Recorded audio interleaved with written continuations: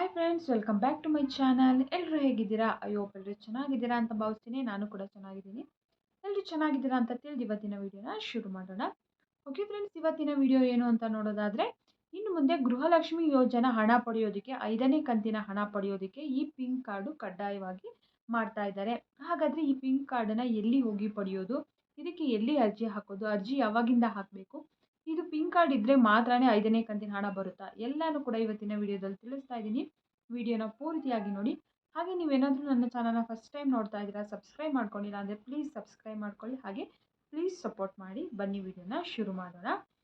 ಇವಾಗ ಸಾಕಷ್ಟು ಜನ ನೋಡಿರ್ತೀರ ಸೋಷಿಯಲ್ ಮೀಡಿಯಾಗಳಲ್ಲೇ, ಈ ಪಿಂಕ್ ಕಾರ್ಡ್ ಇದ್ದರೆ ಮಾತ್ರ 5ನೇ ಕಂತಿನ ಹಣ ಬರುತ್ತೆ, ಜೊತೆಗೆ ಇಲ್ಲಿ 1ನೇ ಕಂತು ಪಡೆದಿರ್ತೀರ, 2ನೇ ಕಂತು 3ನೇ ಕಂತಿನ ಹಣ ಬಂದಿರಲ್ಲ, ಅವ್ರಿಗೆಲ್ಲರಿಗೂ ಕೂಡ ನೀವು ಪಿಂಕ್ ಕಾರ್ಡ್ ತೊಗೊಂಡ್ರೆ ಮಾತ್ರ ಇನ್ನು ಮುಂದೆ ನಿಮಗೆ ಹಣ ಬರುತ್ತೆ ಅಂತ ಹೇಳಿ ನೀವು ಕೆಲವೊಂದಿಷ್ಟು ವಿಡಿಯೋನ ನೋಡಿರ್ತೀರ.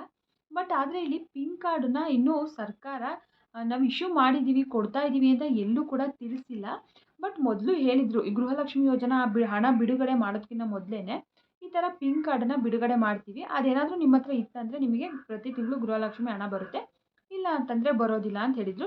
ಈ ಪಿಂಕ್ ಕಾರ್ಡ್ ಏನಕ್ಕೆ ಯೂಸ್ ಆಗುತ್ತಪ್ಪ ಅಂತಂದರೆ, ಅಲ್ಲಿ ಒಂದು QR ಕೋಡನ್ನು ಹಾಕಿರ್ತಾರೆ. ಆ QR ಕೋಡನ್ನು ನೀವು ಸ್ಕ್ಯಾನ್ ಮಾಡಿ ನೋಡಿದಾಗ ನಿಮಗೆ ಯಾವಾಗ ಹಣ ಬಂದಿದೆ ಅಥವಾ ನೆಕ್ಸ್ಟ್ ಕಂತು ಯಾವ ಡೇಟಲ್ಲಿ ಬರುತ್ತೆ, ಎಲ್ಲ ಡೀಟೇಲ್ಸು ಅದರಲ್ಲೇ ತೋರಿಸುತ್ತೆ.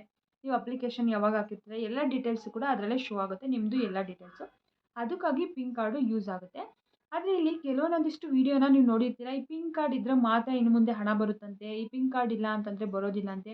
ಈ ಪಿಂಕ್ ಕಾರ್ಡಿಗೆ ಎಲ್ಲಿ ಹೋಗಿ ನಾವು ಹಾಗಾದರೆ ಅಪ್ಲೈ ಮಾಡಬೇಕು, ಬೆಂಗಳೂರು ಒನ್ನಿಗೆ ಹೋಗ್ಬೇಕಾ, ಗ್ರಾಮ ಒನ್ನಿಗೆ ಹೋಗ್ಬೇಕಾ, ಎಲ್ಲರ ತಲೆಯಲ್ಲೂ ಕೂಡ ತುಂಬಾ ಡೌಟ್ಸ್ ಬರುತ್ತಲ್ವಾ.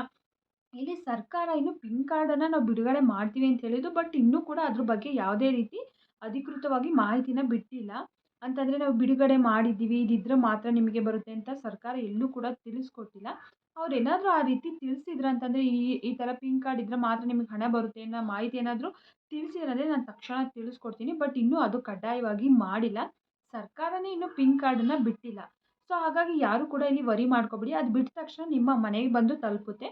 ಅದು ಹೇಗೆ ಬರುತ್ತೆ ಅಂತ ನೀವು ಕೇಳೋದಾದರೆ, ನಿಮ್ಮ ಹತ್ತಿರದ ಅಂಗನವಾಡಿಗಳಲ್ಲಿ ಮತ್ತು ಆಶಾ ಕಾರ್ಯಕರ್ತೆಯರು ಇರ್ತಾರಲ್ವ, ಅವ್ರ ಮುಖಾಂತರ ನಿಮ್ಮ ಮನೆಗೆ ತಲುಪಿಸ್ತಾರಂತೆ ಅವರೇನೆ. ಇಲ್ಲಿ ನೀವು ಎಲ್ಲೂ ಹೋಗಿ ಅರ್ಜಿನ ಹಾಕೋಗಿಲ್ಲ. ಈ ಗೃಹಲಕ್ಷ್ಮಿ ಯೋಜನಾ ಅಪ್ಲಿಕೇಶನ್ ಯಾವ ರೀತಿ ಕ್ಯೂ ಅಲ್ಲಿ ನಿಂತು ಹಾಕಿದ್ರಿ, ಆ ರೀತಿ ಎಲ್ಲೂ ಹೋಗಿ ಅಪ್ಲಿಕೇಶನ್ನ ಹಾಕೋ ಅವಶ್ಯಕತೆ ಇಲ್ಲ, ನಿಮ್ಮ ಮನೆಗೇ ಅವರೇನೆ ತಲುಪಿಸ್ತಾರಂತೆ.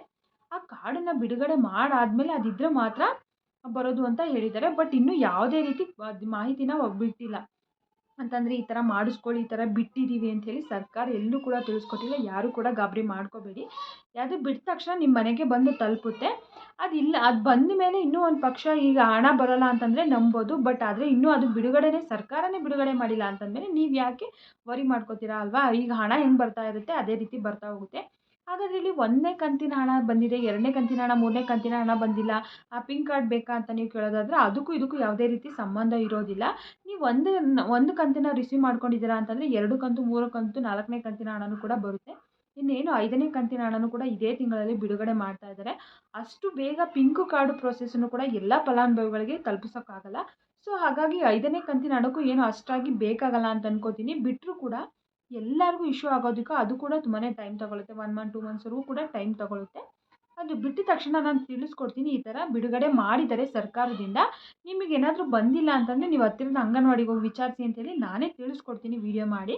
ಸದ್ಯಕ್ಕೆ ಈ ಪಿಂಕ್ ಕಾರ್ಡ್ ಬಗ್ಗೆ ಯಾವುದೇ ರೀತಿ ಮಾಹಿತಿ ಸರ್ಕಾರದಿಂದ ಬಂದಿಲ್ಲ. ಬಟ್ ಬಿಡುಗಡೆ ಮಾಡ್ತಾರೆ, ಬಿಡ್ತಾರೆ ಪಿಂಕ್ ಕಾರ್ಡನ್ನು. ಅದು ಬಿಟ್ಟ ತಕ್ಷಣ ನಾನು ತಿಳಿಸ್ಕೊಡ್ತೀನಿ. ಯಾರೂ ಕೂಡ ಪಿಂಕ್ ಕಾರ್ಡ್ ಬಗ್ಗೆ ತಲೆ ಕೆಡಿಸ್ಕೋಬೇಡಿ, ಅದು ಬಂದಾಗ ನಾನು ತಿಳಿಸ್ತೀನಿ ಅಂತ ಹೇಳಿದ್ದೀನಲ್ವಾ.